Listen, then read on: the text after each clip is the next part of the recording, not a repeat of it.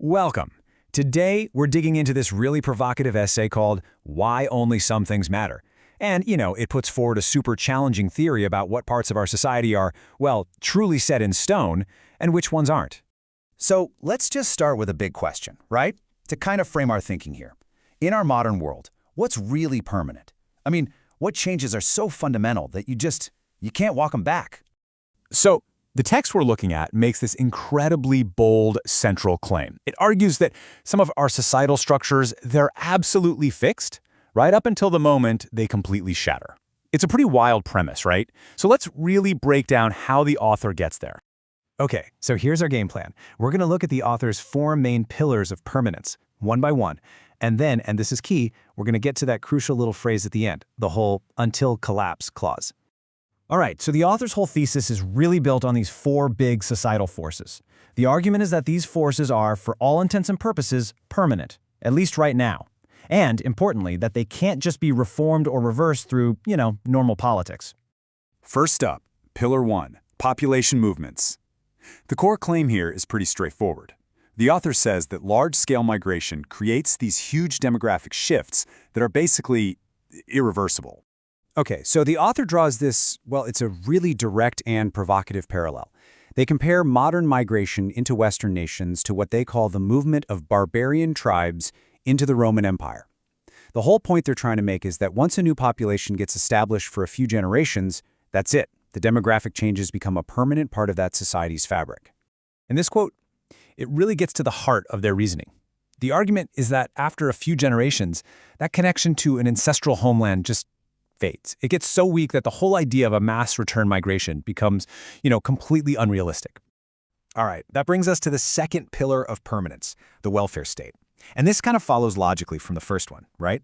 The argument is that as populations change and grow, so does the demand for and the size of state support. Now, this is where it gets really interesting. The author makes this historical comparison, linking our modern welfare state all the way back to the Roman cura annona. That was basically a system that handed out grain to citizens. The point they're making is that state-sponsored welfare isn't new. It's an ancient idea. And once you put it in place, it becomes pretty much politically impossible to get rid of. So, to back this up, the author uses a really charged and frankly controversial term, feminazism. Now, putting the term aside, their argument is this. As society moves away from traditional family structures, where taking care of relatives was a private family thing, the state has to step in to fill that gap. And that, in their view, makes the welfare system a permanent and necessary fixture. And that, of course, leads us to pillar number 3, taxes. How do you pay for all this? According to the source, taxes aren't just here to stay. They are, by their very nature, expansionist. They're basically designed to grow, to fund a state that is also always growing. The author points to things like bracket creep as a favorite tool for states. And it's called a stealth tax for a reason, right?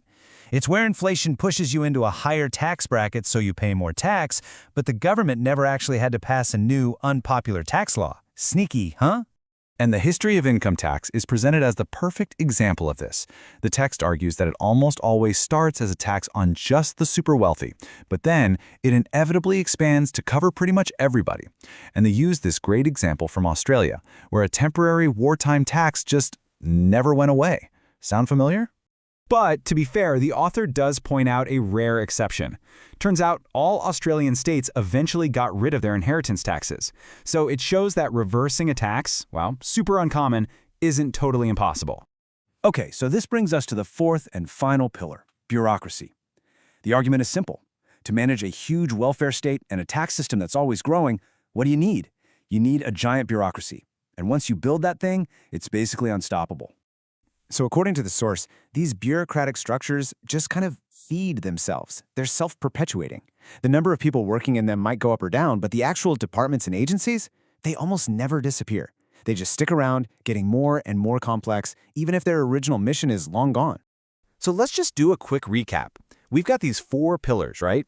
Population shifts, the welfare state, taxes that always go up, and a bureaucracy that never dies. The author presents these as the permanent, irreversible forces shaping our world. But, and this is a huge but, there's a massive critical catch to this whole idea. And that brings us to the final and most important part of this whole argument.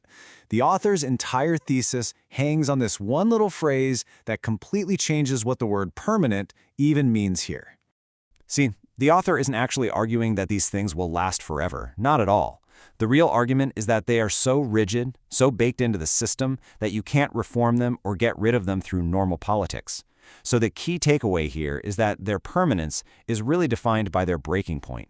They will last right up until the moment the whole system just completely fractures. So that leaves us with a final, pretty provocative thought, doesn't it? If you take this argument seriously, does it mean that what we see as stability isn't really a sign of strength? Could it actually be a kind of dangerous rigidity, a resistance to change that's so strong it makes some future catastrophic break almost inevitable? That's a really challenging idea to chew on.